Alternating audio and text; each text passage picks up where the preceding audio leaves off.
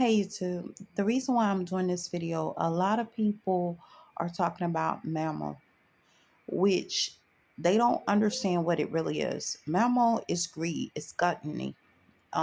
It's like you're greedy and you gluttony for certain stuff. You can't be filled with it. No matter what you do, no matter how it is, you just can't stop yourself. You can't stop certain things and stuff like that. So it's greed. So mammal is not money. Certain things that we, even when we say mammal in certain languages does not mean money, it means God. A lot of people don't know that. It does not mean greed, it means God itself.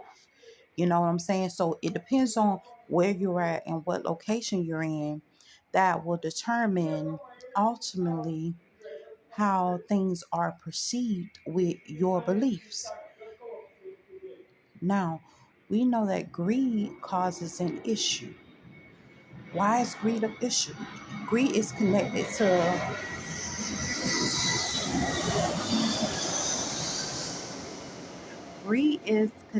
to demonic possession.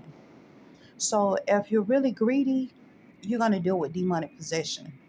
Why are you dealing with demonic possession? You're dealing with demonic possession because of the greed situation.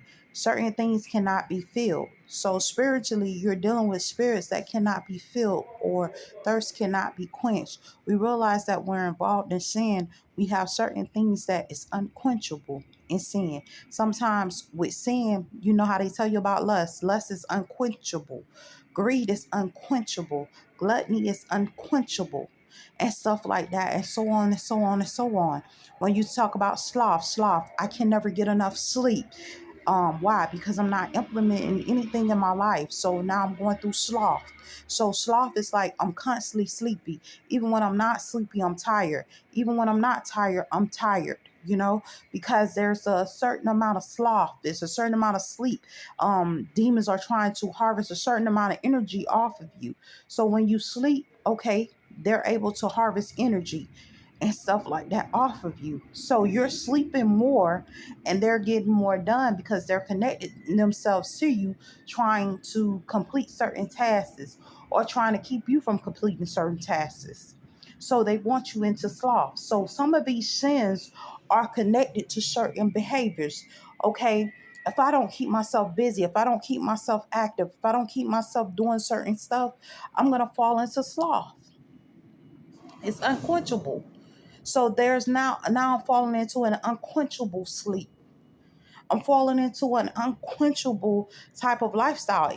And this is sometimes what we fail to realize. Everything is good in moderation, but that's not really even true, because sin is not good even in moderation.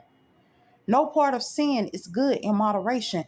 And sometimes I started to question myself with certain things too, because I don't believe in unnecessary evil either. I feel like we don't do evil. We do what is mandated to actually enhance the good. So I stopped sitting up here and I stopped going along with certain stuff that people was trying to convince me into, because God started to reveal to me certain things that people are trying to convince you that are evil on your behalf is not, because you don't carry the same spirit and stuff like that. If you have to protect yourself and defend yourself and have to kill a man, your will wasn't originally for you to slay a person. Your will was only for you to protect yourself against another person. So therefore, in that case, you are not committing sin of manslaughter or anything else. You're just saying, look, I had to get this person up off me. I had to make sure that I saved my life. Um, So am I really committing a sin? No, I'm just protecting myself. But sometimes you got the enemy wanting you to believe that you protecting yourself is a sin. And it's not. The enemy will start having you try to believe that, okay, if you're not doing certain things their way, that you're falling into sin.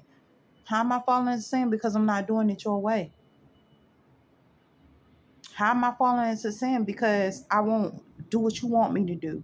And stuff like that. That's how the enemy works. The enemy wants you to do what they want you to do. Not what God has called for you to do, but what they want you to do. They want you to fall into certain lifestyles, certain passions that they fall behind. They follow behind that is adverse to God's will for your life. Okay, God's told me to learn and expand myself. One thing I noticed, like if I'm learning, I'm actually after learning. I have a unquenchable thirst for learning, right? Is that a form of greed? Yes. But while I'm learning, what am I doing? I'm trying to implement what I learn. So if I'm sitting up there and I'm trying to learn, learning is a part of God. Learning is a part of God. God wants you to expand in wisdom. He wants you to expand in knowledge. But what is the enemy doing in this season to our children? Our children are going to school and growing dumber as they go. Our children are sitting up there seeking out the knowledge and having none given to them. Not even being given the sources of where you can go to get the knowledge. Because certain things are trying to keep you bound so that you do not grow healthy with certain things. So, guess what? Something's greedy for knowledge. Yes, there's something that's greedy for knowledge, but it ain't you. So, you're not growing in wisdom. You're not growing as far as when it comes to having. Because guess what? Wisdom says that I'm supposed to have a certain amount of things. God says if I obtain wisdom and knowledge on this earth, there's a certain amount of things that I'm guaranteed to have. But guess what the enemy is doing? The enemy knows that rule. So guess what? The enemy comes greedy. The enemy wants every school, every place held under its captivity to make sure that you don't get the knowledge that you need, to make sure that you're not able to quench your thirst for knowledge and wisdom and understanding, to make sure that you're not able to have what God has guaranteed to you. And it's unfair to you, but that's what the enemy does. We have to now walk in our calling, walk in our anointing, and look for God. And when we look for God, we're looking for wisdom. But just because we're looking for wisdom, it doesn't mean that we're greedy. It just means that I know that I need wisdom. That's like if you have a problem, you having financial problems. Okay, I might have to work 2 or 3 jobs to get rid of that financial problem. I have to labor for what I want. Guess what? The enemy greedy. The enemy over there, he want to steal everything out your pocket. He's trying to blind and gouge your eye out when you get paid for work so he can get 20-30% of your check, 40% of your check, sometimes 10% of your check. He's trying to get what's rightfully entitled to you, what you laboring for. He's trying to get a certain percentage out of that. Every hour that you get paid, he's trying to get a certain percentage of that because he's already have labeled you as a slave and trying to keep you in captivity. But what does God teach you? God say, okay, I'm going to labor. I can't focus on what the enemy's doing because the enemy's not going to stop doing what the enemy's doing. The enemy's not going to stop and say, I want her to have. The enemy still's going to come after you and try to take everything that you got, everything that your family got, everything that's entitled to you, everything that's rightfully yours. But what do we have to do if we're holding to God's commandment? There's a man that did a YouTube video. He said, I stopped having sex. And he said, in a certain amount of time that I stopped having sex, my finances began to grow. Hold on. Wait 1 minute. This man said, I stopped indulging in just one sin. And he said he started noticing that he started seeing an expansion in his life for not indulging in certain stuff, for not partaking in certain stuff. He started seeing growth. I told my daughter the same thing. I said, baby, pay attention. You've been months and months without dating. Pay attention to how now God has blessed you with a job to grow you. I tell people this all the time. Pay attention to God trying to grow you and don't take it reluctantly.